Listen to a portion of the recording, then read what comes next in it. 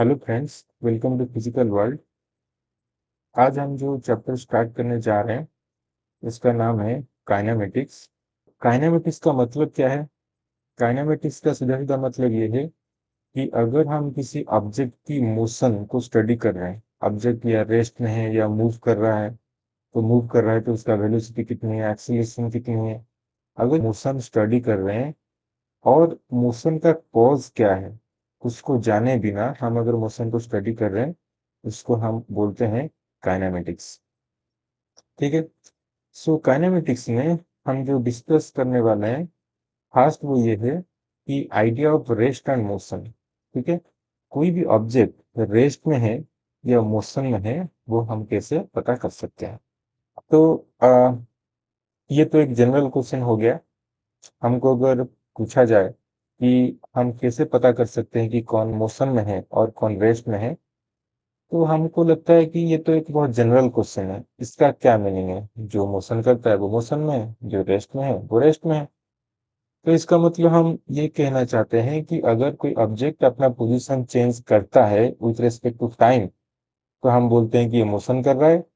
लेकिन अगर कोई ऑब्जेक्ट अपना पोजीशन चेंज नहीं करता है विथ रिस्पेक्ट टू टाइम, हम बोलते हैं कि ये मोशन नहीं करता है।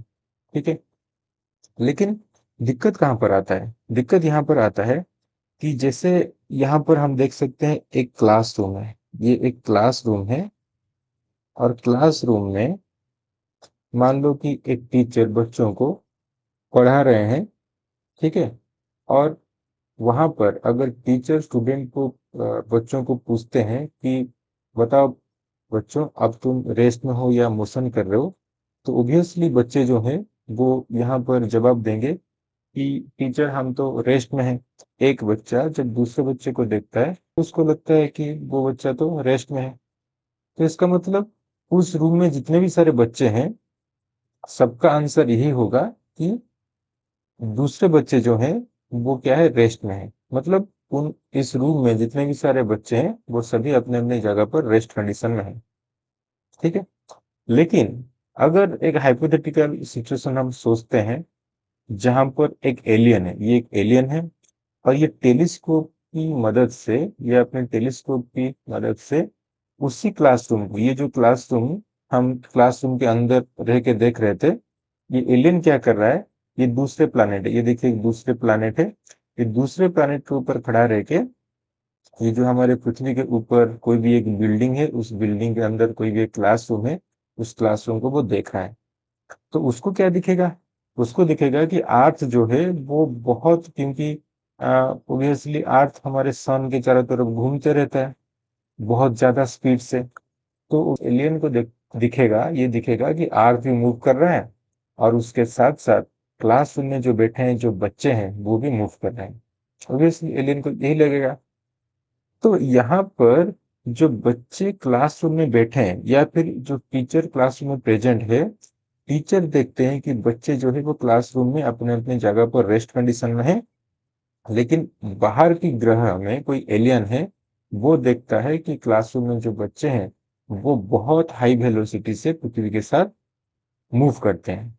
तो इसका मतलब ये हुआ कि students are in rest, in rest condition in classroom. But according to the alien, students are moving. ठीक है। तो इसका मतलब ये हुआ कि स्टूडेंट, वही सेम स्टूडेंट जो टीचर देख रहे हैं उनको वो रेस्ट में लग रहे हैं, लेकिन जो एलियन बाहर की किसी प्लैनेट से देख रहे हैं उनके लिए वो स्टूडेंट क्या कर रहे हैं, मूव कर रहे हैं। तो इसका मतलब क्या हुआ? जो हम पहले स्टेटमेंट दे रहे थे कि अगर कोई ऑब्जेक्ट मोशन कर रहा है या मूव कर रहा है, या फिर हम बोल सकते हैं उसका पोजीशन चेंज हो रहा है विथ रेस्पेक्ट टू टाइम, वो मोशन कर रहा है, नहीं तो वो रेस्ट में है। तो यहाँ पर एक दिक्कत ये आ गया कि मोशन कर रहा है एक ऑब्जेक्ट या फिर मोशन नहीं कर रहा है, वो डिपेंड करता है कि हम उसको कहाँ से देख रहे हैं। ठीक है।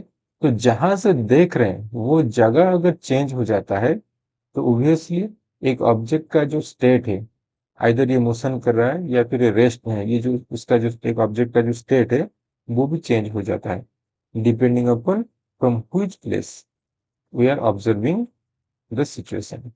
ठीक है। तो इसका मतलब ये हुआ कि जो रेस्ट और मोशन का जो कॉन्सेप्ट है वो डिपेंड करता है किस जगह पे खड़े होके हम इस चीज को ऑब्जर्व कर रहे हैं। इतना समझ में आ गया। अभी हम एक दूसरा एग्जांपल लेते हैं।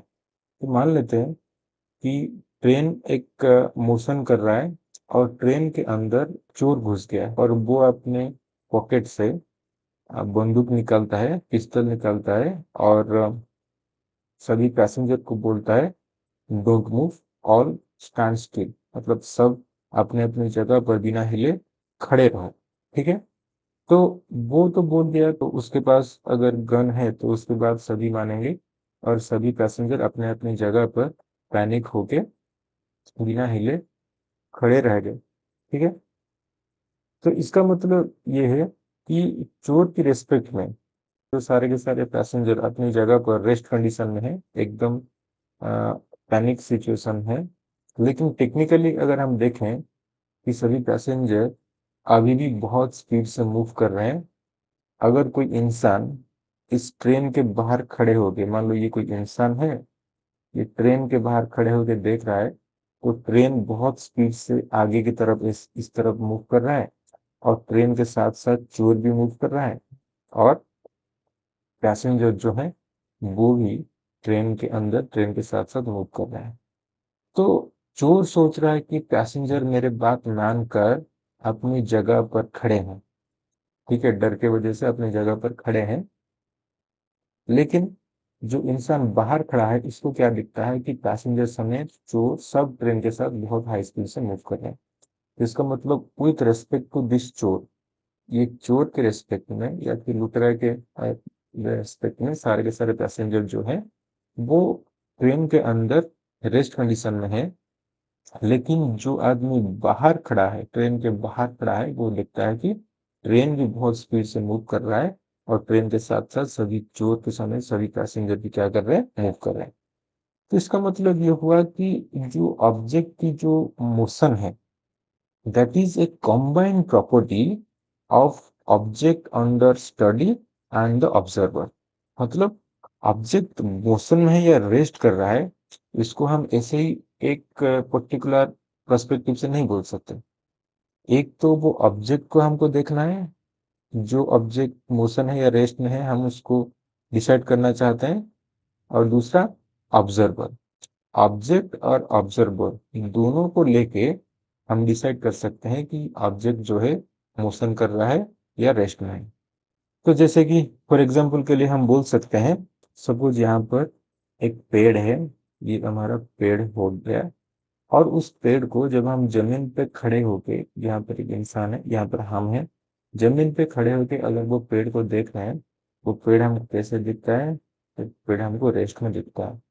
लेकिन वहां पर अगर हम एक बस या कोई व्हीकल में जा रहे हैं, मान लेते हैं हमारा बस है, इस बस में अगर जा रहे हैं, यहाँ पर बस इस डायरेक्शन में मोशन कर रहा है और बस के ऊपर बैठ के अगर हम देखते हैं इस पेड़ को, बस का जो वेलोसिटी अगर इस तरफ है तो ऑब्वियसली पेड़ जो है ऑपोजिट डायरेक्शन में मूव होता हुआ हमको नजर आएगा। ठीक है। तो इसका मतलब सिर्फ हमको अगर ये क्वेश्चन पूछा जाए कि ये बताओ कि पेड़ जो है वो रेस्ट में है या मोशन कर रहा है, तो हमारा अगला क्वेश्चन क्या होगा?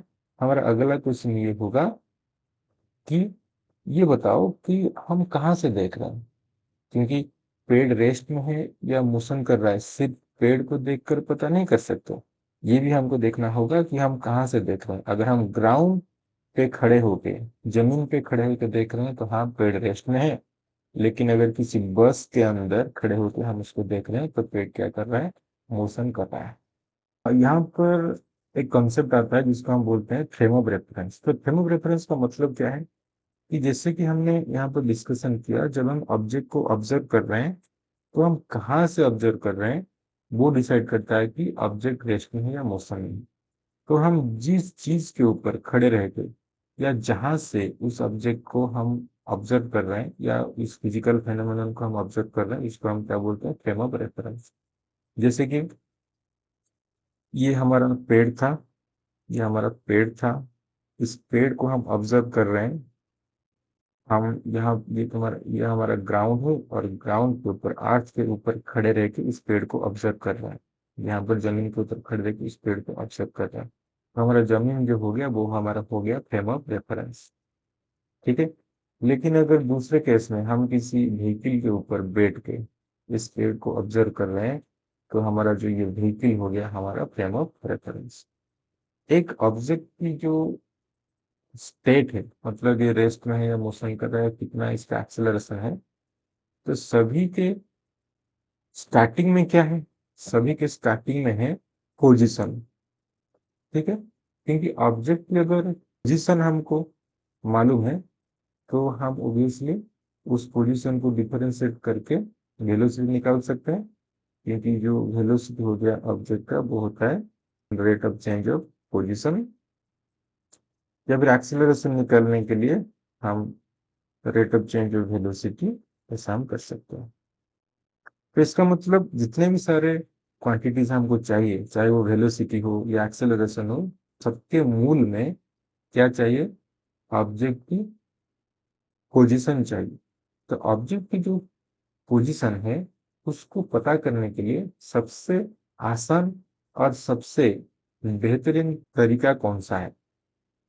तो जैसे कि हम एग्जाम्पल देते हैं कि हमको अगर किसी जगह पर पहुंचना होता है, तो उस जगह का एड्रेस हम कैसे देते हैं?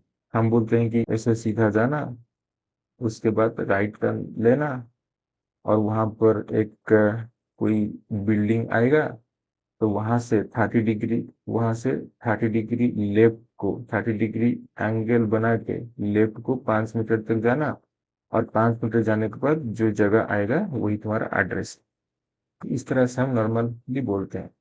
लेकिन मैथमेटिकली सबसे जो अच्छा मेथड है किसी जगह की एड्रेस बताने के लिए, वो क्या है? कि उस जगह की हमको अगर कोऑर्डिनेट्स मिल जाए।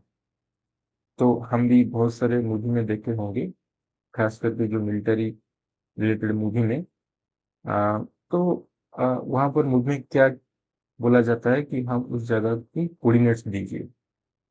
जहां पर हमको बॉम्बिंग करना है उस जगह का कोऑर्डिनेट्स दीजिए। कोऑर्डिनेट का मतलब क्या है? कोऑर्डिनेट का मतलब है, अगर हम किसी जगह पर खड़े रह के वहां पर 3 एक्सिस इमेजिन करते हैं।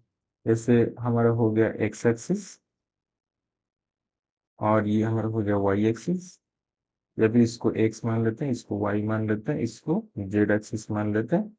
और इस एक्सिस को इमेजिन करके बोल सकते हैं कि एक्स एक्सिस में इतना डिस्टेंस, वाई एक्सिस में इतना डिस्टेंस, जेड एक्सिस में इतना डिस्टेंस जाने के बाद हम जिस जगह पर पहुंचते हैं वो जगह है पॉइंट पी। तो इसका मतलब पॉइंट पी का जो कोऑर्डिनेट हो गया वो मान लेते हैं 2, 3, 5। तो इसका मतलब क्या है?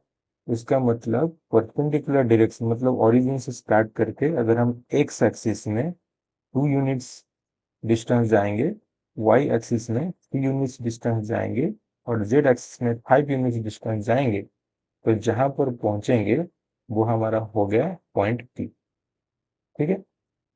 तो यहाँ पर हम देख सकते हैं कि अगर हम एक्स एक्सिस में 2 यूनिट्स, वाई एक्सिस में 3 यूनिट्स और जेड एक्सिस में 5 यूनिट्स जाते हैं, तो हम जहां पर पहुंचते हैं वो हमारा पॉइंट मिलता है, जिसका कोऑर्डिनेट हमको मिलता है 2, 3, 5। ठीक है। कोऑर्डिनेट का मतलब ये है कि वो पॉइंट तक पहुंचने के लिए हम किस किस एक्सिस के अलोंग कितना डिस्टेंस जाना पड़ रहा है, उसी को हम बोल रहे हैं कोऑर्डिनेट्स बोल रहे हैं। ठीक है। तो अगर एक पॉइंट्स की कोऑर्डिनेट्स हमको मालूम है, ये सबसे अच्छा तरीका है एक पॉइंट को डिनोट करने के लिए।